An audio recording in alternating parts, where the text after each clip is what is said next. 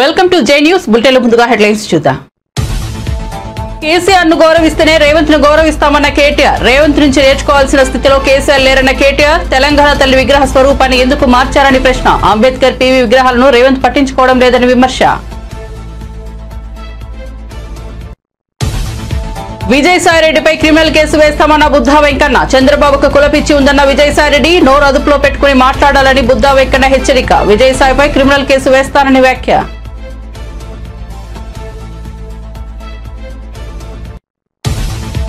కేసీఆర్ కుటుంబం 10 ఏళ్ల పాటు తెలంగాణను దోచుకుందన్న మహేష్ కుమార్ గౌడ్. బీఆర్ఎస్ 10 ఏళ్ల పాలనలో 50,000 ఉద్యోగాలు ఇచ్చిందని విమర్శ. ఇప్పుడు అన్ని రంగాల్లో కాంగ్రెస్ మార్క్ పాలన కనిపిస్తోందన్న టీపీసీసీ చీఫ్. లక్షల కోట్లు కొల్లగొట్టిన బీఆర్ఎస్ కు మళ్లీ అధికారం ఇస్తారని ఎద్దేవా. సినిమా బెనిఫిట్ షోలపై మంత్రి కోమటిరెడ్డి సంచలన వ్యాఖ్యలు. పుష్ప 2 సినిమా బెనిఫిట్ షో సందర్భంగా తొక్కిసలాటలో ఒక మహిళ మృతి. ఇకపై బెనిఫిట్ షోలకు అనుమతులు ఇవ్వబోమన్న కోమటిరెడ్డి.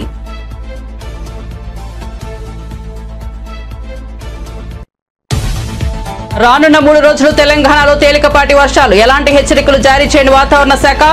జిల్లాలో రేపు ఉదయం పొగమంచు ఏర్పడవచ్చని వెల్లడి. వచ్చే వారం రోజుల్లో కనిష్ట ఉష్ణోగ్రతలో మార్పు ఉండదన్న వాతావరణ శాఖ.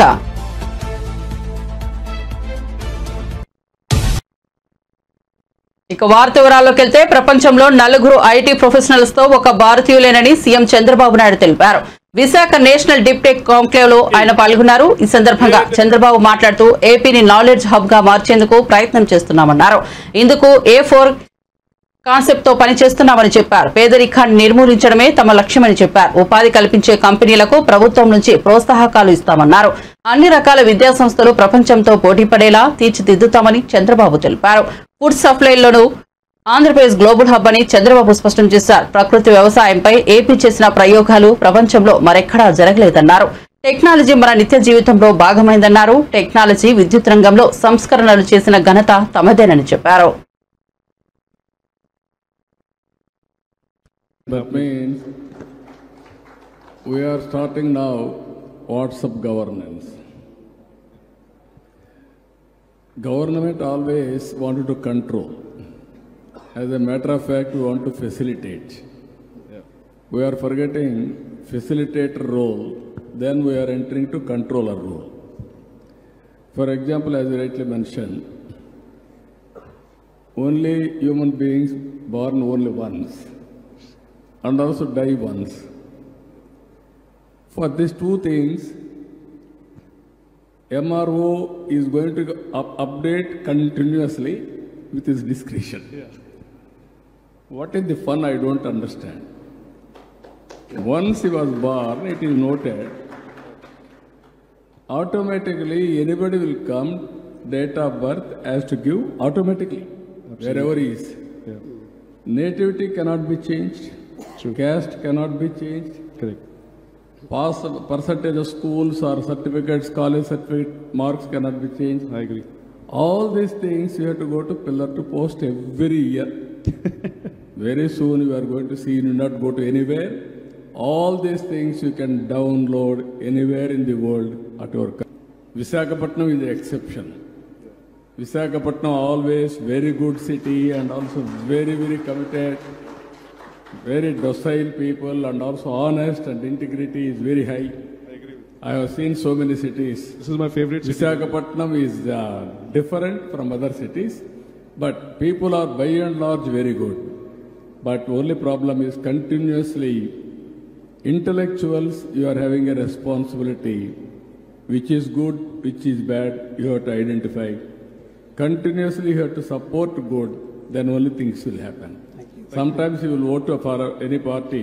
After that you will think, this is our responsibility, we have to deliver, but you won't cooperate. I need continuous cooperation, then we can do wonders.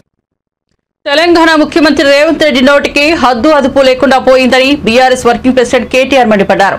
Revanth నుంచి నేర్చుకోవాల్సిన స్థితిలో తమ అధినేత కేసీఆర్ లేరని చెప్పారు. కేసీఆర్ ను రేవంత్ గౌరవిస్తేనే రేవంత్ ను తాము గౌరవిస్తామని తెలిపారు. తెలంగాణ భవన్ లో నిర్వహించిన అంబేద్కర్ వర్ధంతి కార్యక్రమంలో మాట్లాడుతూ కేటీఆర్ ఈ వ్యాఖ్యలు చేశారు. ఒకప్పుడు సోనియాను బలిదేవత అన్న రేవంత్ ఇప్పుడు ఆమెను తెలంగాణ తల్లి అంటున్నారని కేటీఆర్ ఎద్దేవా చేశారు. తెలంగాణ తల్లి విగ్రహాన్ని కేసీఆర్ ఏర్పాటు చేసినప్పుడు రేవంత్ ఎక్కడున్నారని ప్రశ్నించారు. తెలంగాణ తల్లి విగ్రహ స్వరూపాన్ని ఎందుకు మార్చారని అడిగారు. ప్రభుత్వాలు మారినప్పుడల్లా గత ప్రభుత్వ నిర్ణయాలు మారిపోవాలా అని ప్రశ్నించారు. ఇందిరాగాంధీ ఏర్పాటు చేసిన భారతమాత రూపాన్ని వాజ్పేయి మార్చలేదని అన్నారు. మరి ఎందుకు గురుకుల బాటను అడ్డుకుంటున్నది నీ ప్రభుత్వం? పోలీసులతో అధికారులతో మా ఆర్ఎస్ ప్రవీణ్ కుమార్ గారి మీద కేసు పెట్టించిన నేను అడుగుతా ఉన్నా. మా విద్యార్థి నాయకుల మీద కేసులు పెడతా ఉన్నారని నేను అడుగుతా ఉన్నా. సమాజంలో జరుగుతున్న దోపిడీని అడ్డుకొని మీరు చేస్తున్న అన్యాయాలను ప్రశ్నించినందుకేనా నిన్న మా నాయకులు మొత్తం మా గౌరవ ఎమ్మెల్యేలందరినీ ఎక్కడికక్కడ అరెస్ట్ చేసి దాదాపు 16-17 గంటల పాటు నిర్బంధించడమేనా మీరు అంబేద్కర్ గారికి ఇచ్చే నివాళని మేము అడుగుతా ఉన్నాం.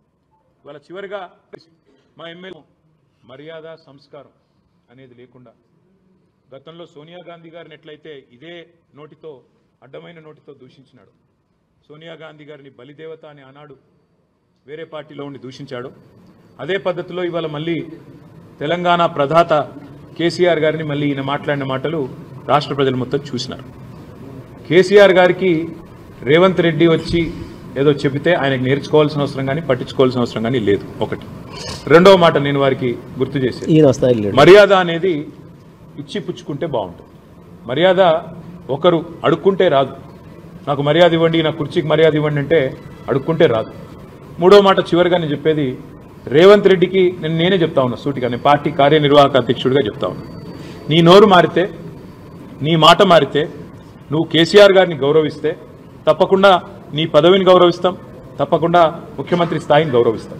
కానీ నీ కారు కూతలు మానకపోతే కుక్క కాటుకు చెప్పు దెబ్బ అన్నట్టు నువ్వు ఒక మాట మాట్లాడితే 10 మాటలు మేము కూడా మాట్లాడతాం. నువ్వేం చేసుకున్నా సరే, నువ్వు ఎన్ని కేసులు పెట్టుకున్నా సరే మేము వెనక్కి తగ్గం. ఇక చివరిగా ఇంకొక మాట కూడా మీడియా మిత్రులతో నా విజ్ఞప్తి, నా ప్రార్థన, మేము ప్రభుత్వాన్ని ఈ శాసనసభ సమావేశాల్లో స్పష్టంగా అడుగుతున్నాం. మేము అడగబోయే ప్రశ్నలు ప్రజలకు సంబంధించిన ప్రశ్నలు అడుగుతాం. మాకు వ్యక్తిగతంగా మా మీద కేసులు పెట్టినా వాటిని మేము పట్టించుకోం. వ్యక్తిగతంగా మా ఇండ్ల ముంగట 100 మంది పోలీసులను పెట్టినా పట్టించుకోం. లగచర్ల గురించి అడుగుతాం, గురుకులాల పరిస్థితుల అధ్వాన పరిస్థితుల గురించి అడుగుతాం, నిలదీస్తాం. అదేవిధంగా రాష్ట్ర వ్యాప్తంగా ఈరోజు నెలకొని ఉన్న వ్యవసాయ సంక్షోభం గురించి తప్పకుండా అడుగుతాం. ఏపీ ముఖ్యమంత్రి చంద్రబాబుకు కులపిచ్చి ఉందంటూ విమర్శలు గుప్పిస్తున్న వైసీపీ రాజ్యసభ సభ్యుడు విజయసాయిరెడ్డిపై టీడీపీ నేత బుద్ధా వెంకన్న తీవ్ర వ్యాఖ్యలు చేశారు. విజయసాయిరెడ్డి నోరు అదుపులో పెట్టుకుని మాట్లాడాలని ఆయన హెచ్చరించారు. మానవ విలువలు లేని వ్యక్తి విజయసాయి అని అన్నారు. జగన్ కు విజయసాయిరెడ్డికి కులపిచ్చి ఉందేమో కానీ చంద్రబాబుకు లేదని చెప్పారు. విజయసాయిపై క్రిమినల్ కేసు వేస్తానని, ఆయనను జైలుకు పంపేంత వరకు వదలరని బుద్ధా వెంకన్న అన్నారు. వ్యాపారవేత్తలను భయపెట్టి బెదిరించి ఆస్తులు రాయించుకుంటారా అని ప్రశ్నించారు. కాకినాడ పోర్టుకు సంబంధించిన వ్యవహారంపై మాట్లాడుతూ ఆయన ఈ వ్యాఖ్యలు చేశారు.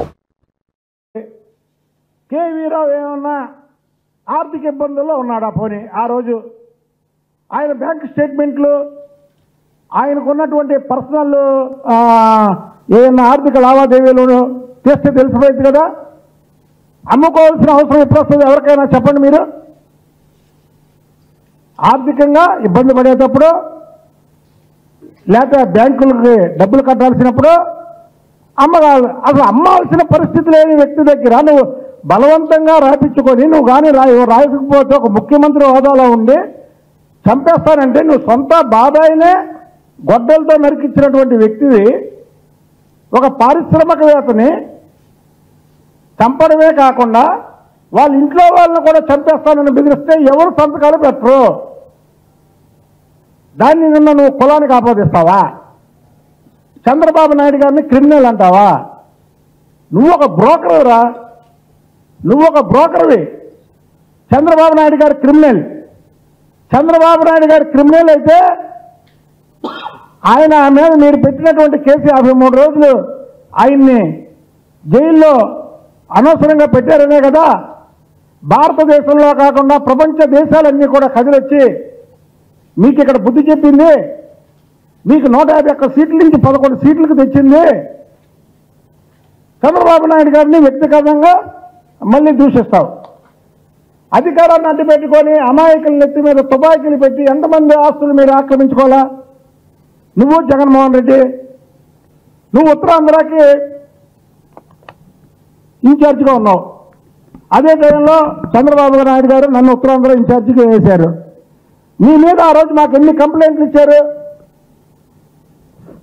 మాకెక్కడన్నా అలాంటి చరిత్ర ఉందా? ఉంటే 5 ఏళ్ళలో మీరే అరెస్టులు చేసేవాళ్ళు కదా. చంద్రబాబు నాయుడు గారి మీద ఎక్కడైనా ఉందా ఇలాగా బెదిరించి లాక్కున్నాడు చంద్రబాబు నాయుడు గారు అనేది? ఒక ముఖ్యమంత్రి హోదాలో ఉండి ఒక పారిశ్రామికవేత్తని బెదిరించి ఇంట్లో వాళ్ళని చంపేస్తారని అరవిందో అంటే ఎవరికది? సాయిరెడ్డికి సంబంధించింది, ఈ విజయశాంతి రెడ్డి సంబంధించింది. లాక్కొని ఇంట్లో నుంచి చంపేస్తానంటే ఒక ముఖ్యమంత్రికి భయపడరా? ఇవాళ ఈ కూటమి ప్రభుత్వంలో ప్రతి ఒక్కరూ మనశ్శాంతిగా ఆంధ్రప్రదేశ్లో బతుకుతున్నారంటే ఈరోజు వచ్చాడు కేవీ రావు గారు బయటికి వచ్చి జరిగింది చెప్పాడు. చెబితే ఆయనకి ఈయనకి కులాన్ని ఆపాదిస్తాం. కేసీఆర్ కుటుంబం 10 ఏళ్ల పాటు తెలంగాణలో దోచుకుందని తెలంగాణ పీసీసీ అధ్యక్షుడు మహేష్ కుమార్ గౌడ్ ఆరోపించారు. గాంధీభవన్లో ఏర్పాటు చేసిన మీడియా సమావేశంలో ఆయన మాట్లాడుతూ బీఆర్ఎస్ 10 ఏళ్ల పాలనలో 50,000 ఉద్యోగాలు మాత్రమే ఇచ్చిందని విమర్శించారు. కానీ తాము అధికారంలోకి వచ్చిన ఏడాదిలోనే 50,000 ఉద్యోగాలు ఇచ్చామన్నారు. ఇప్పుడు అన్ని రంగాల్లోనూ కాంగ్రెస్ మార్కు పాలన కనిపిస్తోందన్నారు. ప్రజాపాలన పండుగలో ప్రజలంతా భాగస్వాములు కావాలన్నారు. 10 ఏళ్లలో బీఆర్ఎస్ చేసిన దోపిడీ అంతా ఇంతా కాదన్నారు. మళ్లీ అధికారంలోకి వస్తామని కేటీఆర్ పగటి కలలు కంటున్నారని ఎద్దేవా చేశారు. లక్షల కోట్ల రూపాయలు కొల్లగొట్టిన మీకు ప్రజలు మళ్లీ అధికారం ఇస్తారా అని నిలదీశారు. ఎన్ఎస్వై, యూత్ కాంగ్రెస్, సేవాదల్, మహిళా కాంగ్రెస్తో పాటు మిగతా ఫ్రంటల్ ఆర్గనైజేషన్స్, డిపార్ట్మెంట్స్ అన్నీ కూడా జన్మదినోత్సవాన్ని వివిధ రకాలుగా ఘనంగా నిర్వహించి తలపెట్టినాము. సోనియా గాంధీ లేనిదే తెలంగాణ లేదు. సోనియా గాంధీ గారి యొక్క దృఢ సంకల్పం వల్లే తెలంగాణ ఆవిర్భమైంది. ఆ మహాతల్లి జన్మదినోత్సవాన్ని ఘనంగా జరుపుకుంటా ఉన్నాం. అదేవిధంగా రాష్ట్ర వ్యాప్తంగా 10 ఏళ్లలో బీఆర్ఎస్ పార్టీ చేయనటువంటి అభివృద్ధి సంక్షేమ ఫలాలు ఇచ్చినటువంటి కాంగ్రెస్ పార్టీ సంవత్సరం పూర్తి చేసుకున్న సందర్భంగా ప్రజలకు ఇచ్చినటువంటి సంక్షేమ ఫలాలు, అభివృద్ధి ఫలాల మీద పండగ జరుపుతూ ఉంది. ఇది రాష్ట్ర ప్రభుత్వం జరుపుతున్న ప్రజల పండగ. ఇది రాష్ట్ర ప్రభుత్వం హయాంలో జరుగుతున్న రైతుల పండగ, విద్యార్థి నిరుద్యోగుల పండగ, మహిళల పండగ, కార్మిక, కర్షక, వ్యవసాయ, పారిశ్రామిక వ్యక్తులందరూ జరుపుకున్నటువంటి రాష్ట్ర పండగ. ఈ పండగలో అందరూ పాల్పంచుకోవాలని విజ్ఞప్తి చేస్తూ 10 ఏళ్ల టీఆర్ఎస్ పాలనలో 10 ఏళ్లలో వారు 50,000 ఉద్యోగాలు, ప్రభుత్వ ఉద్యోగాలు ఇస్తే మేము 9 మాసాల్లో 50,000 ఇచ్చి డిసెంబర్ 7 నాటికి 56,000 పైచిలకు ఉద్యోగాలు ఇస్తా ఉన్నాము.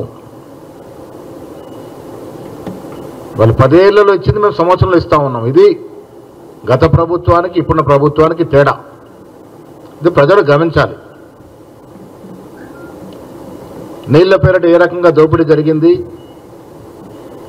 నిధులు ఏ రకంగా దుర్వినియోగమైనాయి, నియామకాలు కొందరికే పరిమితమైన సందర్భం.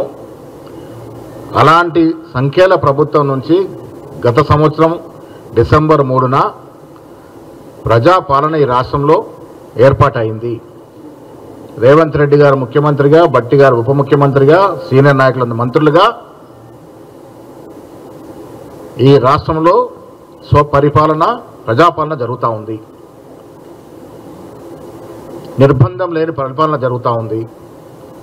అన్ని రంగాల్లో ముఖ్యంగా వ్యవసాయం, విద్య, వైద్యం ప్రామాణికంగా ముఖ్యమంత్రి గారు ప్రయారిటీగా ముందుకు వెళ్తున్న తరుణం. స్టార్ హీరోల సినిమాల బెనిఫిట్ షోలు వేసుకోవడానికి ఏపీ, తెలంగాణ ప్రభుత్వాలు అనుమతులు ఇస్తుండడం తెలిసిందే. అల్లు అర్జున్ తాజా చిత్రం పుష్ప 2కు కూడా ఇరు రాష్ట్ర ప్రభుత్వాలు బెనిఫిట్ షోలకు అనుమతులు ఇచ్చాయి. అయితే హైదరాబాద్ సంధ్యా థియేటర్ వద్ద బెనిఫిట్ షో సందర్భంగా జరిగిన తొక్కిసలాటలో ఒక మహిళ ప్రాణాలు కోల్పోవడం కలకలం రేపింది. ఈ నేపథ్యంలో మంత్రి కోమిటిరెడ్డి వెంకటరెడ్డి సంచలన వ్యాఖ్యలు చేశారు. ఇకపై ఏ సినిమాకు కూడా బెనిఫిట్ షోకు అనుమతులు ఇవ్వబోమని ఆయన చెప్పారు.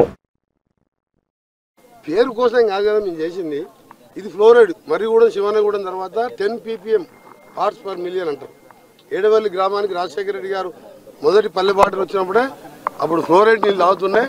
600 కోట్లు అనౌన్స్ చేసి ఎల్ఎన్టీ కంపెనీ ద్వారా ఎమ్మడే పనులు చేసి కృష్ణా వాటర్ ఇచ్చింది. ఆగస్టు 5, 2004 ఆయన డేటు. ఇది ఆగస్టు 8, 2008 ఫౌండేషన్. ఇది 1,00,000 మందితో పెట్టిన ఆ రోజు దేవరకొండ జిల్లా మాత్రమే. ఇది నా కోసం కాదు, నాకున్నది 3 ఎకరాల భూమి ఊర్లో, 3 ఎకరాలే ఉంటుంది నాకు, టోటల్ లేవు, ఫామ్ హౌస్ లేవు. మేము ప్రజల కోసం ఈ ఏరియాల పక్కకే మూసిపోతుంది, నార్కట్టపల్లి పక్క నుంచి ధర్మారెడ్డి పిల్లాయిపల్లి గారి గత్యంతరం లేక ఆ నీళ్ళ కోసం కొట్లాడినాం. మా వీరేశం గారు కూడా అప్పుడు ఎమ్మెల్యే టీఆర్ఎస్లో ఉన్న అసెంబ్లీలో 4-5 సార్లు మాట్లాడాడు. నేను ముఖ్యమంత్రి గారు చెప్తే కేసీఆర్ గారు 2016 డిసెంబర్ 31 నీళ్ళు ఇస్తా, అది మీ సొంత ఊరు, నువ్వు కొట్లాడి రాజశేఖర రెడ్డి తీసుకున్నావు అని చెప్పి అసెంబ్లీ రికార్డులో ఉన్నది. ఇప్పుడు మీకు తీసి పంపిస్తాను. అయినా ఆ మాట కూడా తప్పిండు. ఎంత 400 కోట్లు ఏ పార్టీ పేరు కోసం కాదు కదా మేము చేసింది. ఇది ఫ్లోరైడ్ మర్రిగూడెం శివనగూడెం తర్వాత 10 ppm పార్ట్స్ పర్ మిలియన్ అంటారు. ఏడవల్లి గ్రామానికి రాజశేఖర రెడ్డి గారు మొదటి పల్లెబాటలు వచ్చినప్పుడే అప్పుడు ఫ్లోరైడ్ నీళ్ళు తాగుతున్నాయి. 600 కోట్లు అనౌన్స్. తమ పార్టీ ఎమ్మెల్యేలు నేతల అరెస్టులకు నిరసనగా హైదరాబాద్ ట్యాంక్ బండ్ వద్ద ధర్నాకు బీఆర్ఎస్ పిలుపునిచ్చింది. దీంతో ఆ పార్టీ ఎమ్మెల్యేలు కీలక నేతలను పోలీసులు హౌస్ అరెస్ట్ చేస్తున్నారు.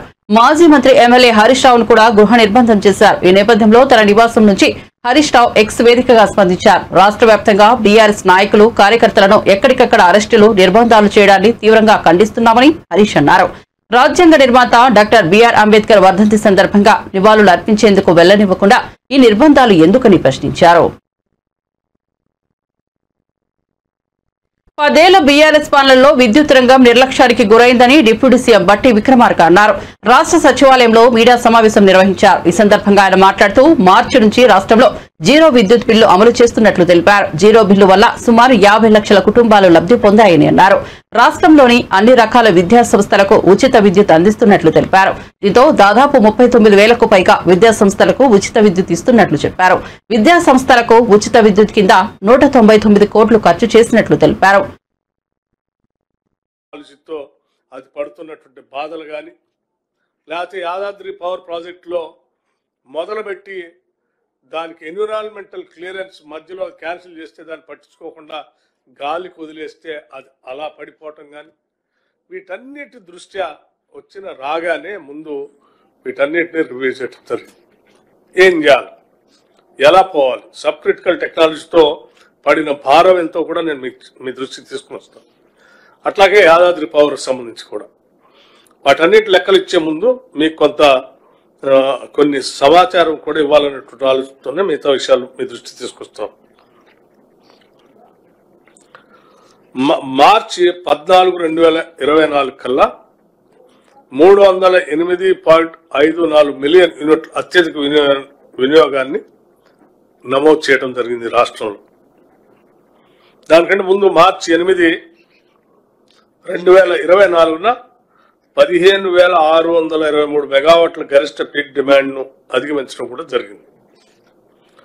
ఈ గత ఏడాదితో పోల్చుకుంటే ఈ సంవత్సరం విద్యుత్ డిమాండ్ వినియోగంలో రాష్ట్రం గణనీయమైన వృద్ధిని సాధించింది.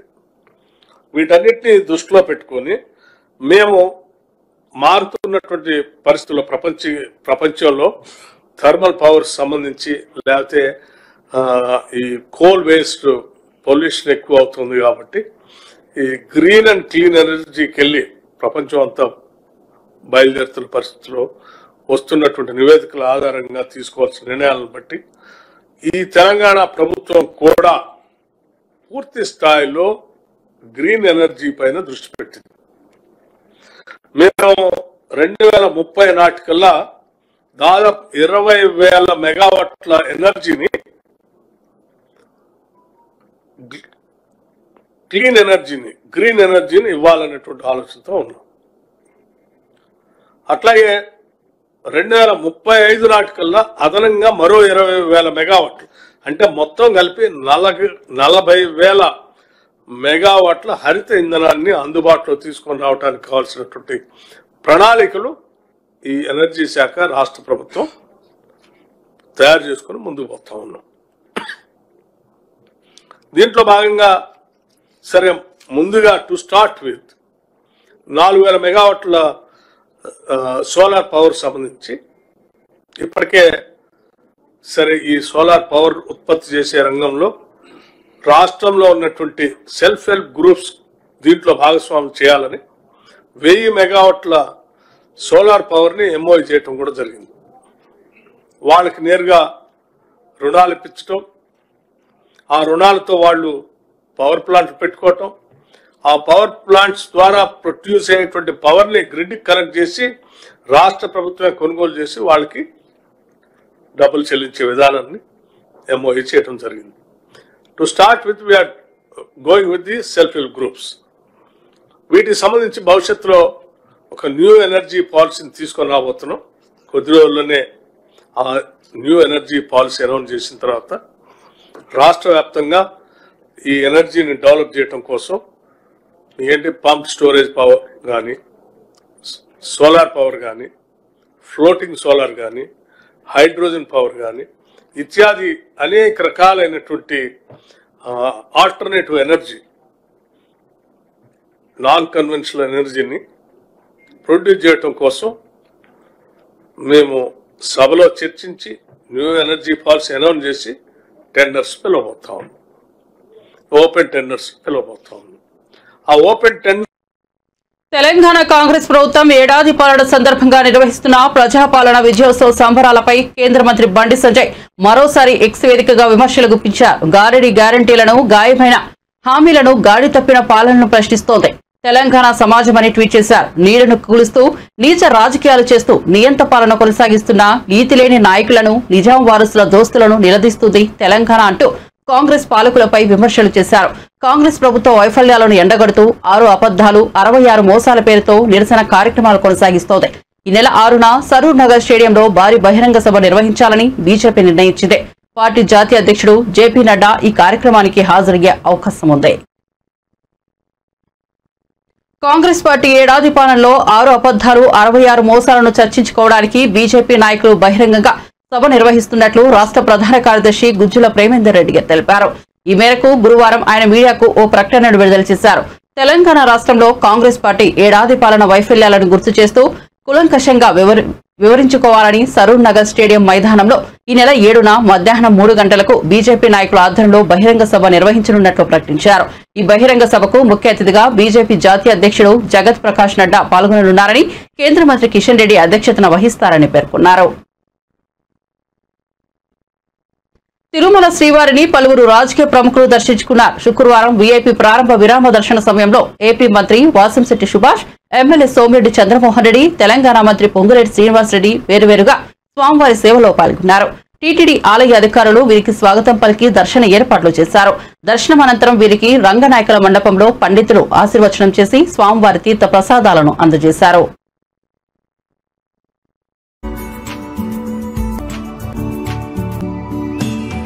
రాష్ట్రాల బంధం కూడా మంచిగా ఉండే విధంగా ఆ భగవంతుడు దీవించాలని, అదే రకంగా తెలంగాణ రాష్ట్ర ప్రజలు ప్రత్యేకంగా ఈ స్వామివారికి దర్శనం కోసం ఇక్కడికి వస్తుంటారు.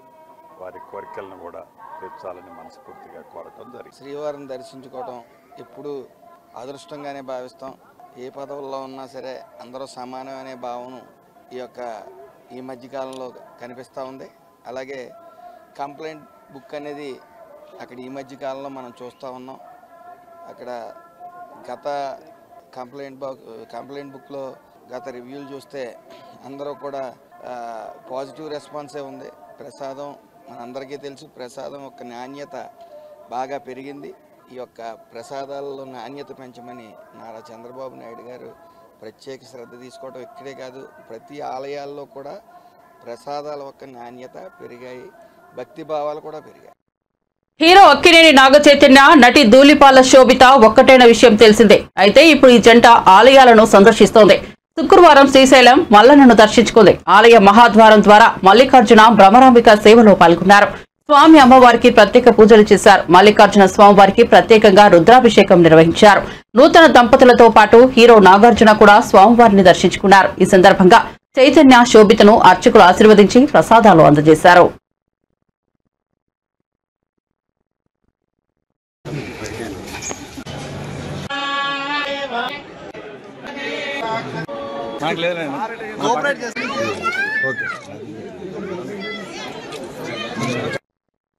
సినీ నటి మీనాక్షి చౌదరి కడపలో సందడి చేశారు. కడప ద్వారకానగర్ లో ఓ షాపింగ్ మాల్ ప్రారంభోత్సవ కార్యక్రమంలో ఆమె పాల్గొన్నారు. ఈ సందర్భంగా మీనాక్షిని చూసేందుకు అభిమానులు పెద్ద ఎత్తున తరలివచ్చారు.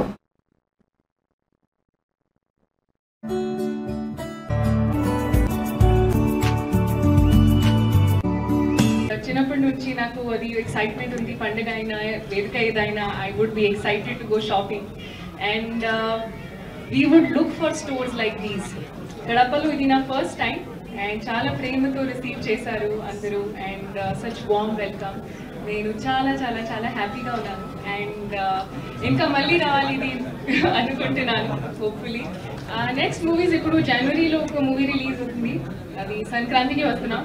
ఇది పేరు సంక్రాంతికి వస్తుంది, అది పేరు సంక్రాంతికి వస్తున్నాం వెంకటేష్ గారు. అవును, ఇది మూవీ నేమ్. కొంచెం మూవీస్ కూడా నేను సైన్ చేశాను తమిళ్లో కూడా అండ్ తెలుగులో. సో ఒక ఒఫిషియల్లీ అనౌన్స్ చేస్తే I be able to tell. కానీ నెక్స్ట్ ఇయర్ కూడా చాలా ఎక్సైటింగ్ ప్రాజెక్ట్స్తో I will be coming and entertaining hopefully and yes. సినీ నటి శ్రీలీల సంగారెడ్డి జిల్లాలో సందడి చేశారు. రామచంద్రాపురంలో ఏర్పాటు చేసిన ఓ షాపింగ్ మాల్ ప్రారంభోత్సవ కార్యక్రమంలో ఆమె పాల్గొన్నారు. ఈ సందర్భంగా ఆమెను చూసేందుకు అభిమానులు భారీగా తరలి వచ్చారు. ఆమెతో సెల్ఫీలు దిగేందుకు పోటీ పడ్డారు.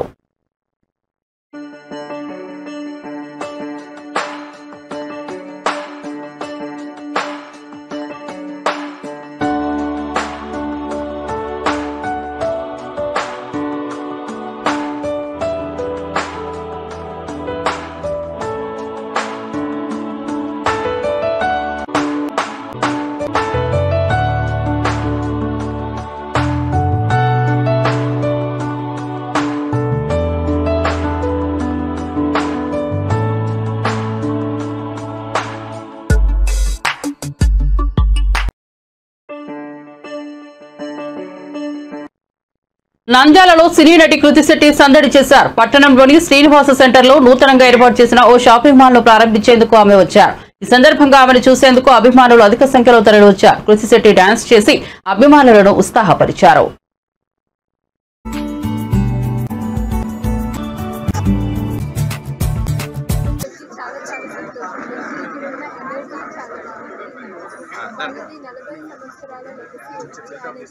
They take so much pride in their collections and I can see why they named it Seed and Pride Chesano and they're really really good and I wish them all the very best for this.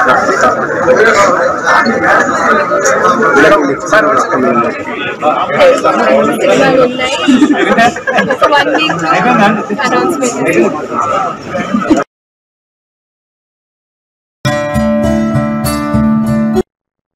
తెలంగాణలో రానున్న 3 రోజులు తేలికపాటి వర్షాలు కురిసే అవకాశం ఉందని హైదరాబాద్ వాతావరణ శాఖ తెలిపింది. అయితే ఎలాంటి హెచ్చరికలు జారీ చేయలేదు.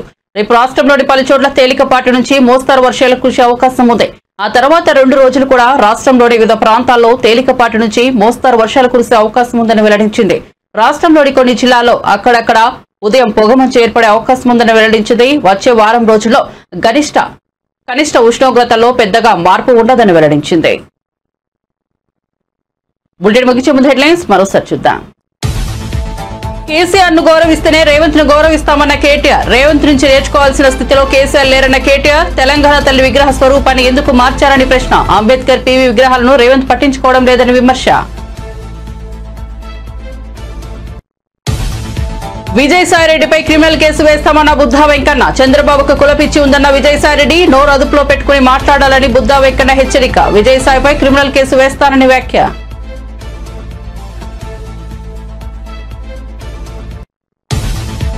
కేసీఆర్ కుటుంబం 10 ఏళ్ల పాటు తెలంగాణను దోచుకుందన్న మహేష్ కుమార్ గౌడ్. బీఆర్ఎస్ 10 ఏళ్ల పాలనలో 50,000 ఉద్యోగాలు ఇచ్చిందని విమర్శ. ఇప్పుడు అన్ని రంగాల్లో కాంగ్రెస్ మార్క్ పాలన కనిపిస్తోందన్న టీపీసీసీ చీఫ్. లక్షల కోట్లు కొల్లగొట్టిన బీఆర్ఎస్ కు మళ్లీ అధికారం ఇస్తారని ఎద్దేవా.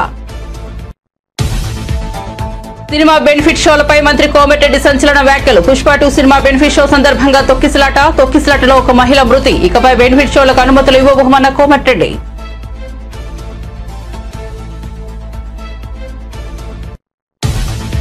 రానున్న 3 రోజులు తెలంగాణలో తేలికపాటి వర్షాలు. ఎలాంటి హెచ్చరికలు జారీ చేయని వాతావరణ శాఖ.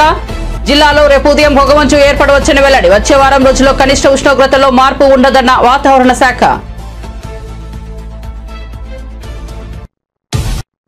మరిన్ని అప్డేట్స్ కోసం చూస్తూనే ఉండండి జే న్యూస్.